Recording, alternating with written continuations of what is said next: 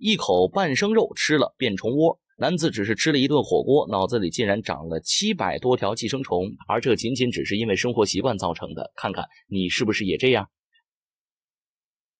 灯泡一响，脑洞开讲。事情发生在2019年11月，当时气温骤降，在武汉工作的谭先生便想着吃顿热乎的，打算在家里自制火锅，但没想到就因为这个火锅给他的人生带来了翻天覆地的变化。吃完自制火锅后不久，谭先生发现自己总是头晕，头顶也胀痛。刚开始他还以为是感冒了，可没想到情况越来越严重。直到一天晚上，他躺在床上，突然口吐白沫，室友发现了他的不对劲儿，这才将他送往医院。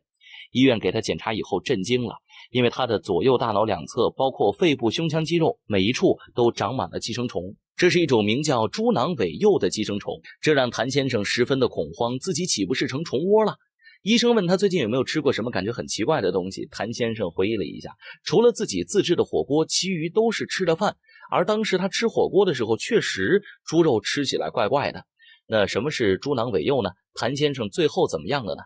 只是吃了一次自制火锅，竟然浑身长满寄生虫。喜欢吃火锅的朋友一定要注意了，这种寄生虫名叫猪囊尾蚴，简单来说就是猪肉绦虫的幼虫，主要以人为宿主的寄生虫，通过肉食品传播给人类，人可以被成虫侵害，还会被幼虫感染。人一旦被感染，那么就会在人体内吸收营养，长大产卵，导致人体各个器官被寄生虫覆盖。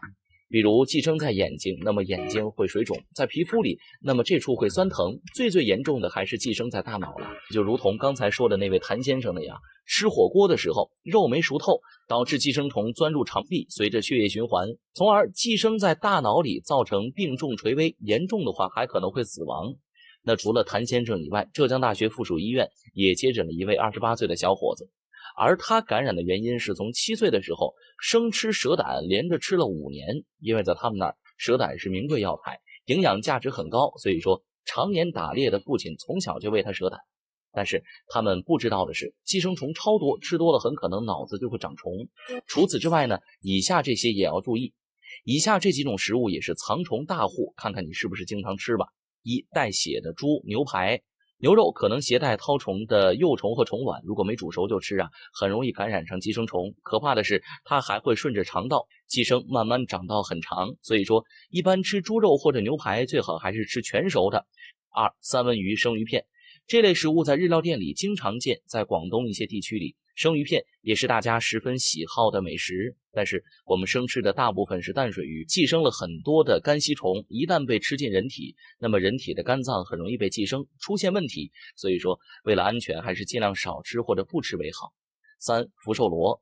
相信这个大家都是有所了解的，一个福寿螺里大约会含有3000到6000条广州圆管线虫，而一些商家并不会告知你这是福寿螺，而是以田螺的方式卖出。一般来说呢，只要煮熟的话，基本上就是能吃的。但是很多商家为了口感好，不会煮全熟，所以说在外面吃田螺时还要多分辨。对此，你有什么想说的，又有什么独到的见解呢？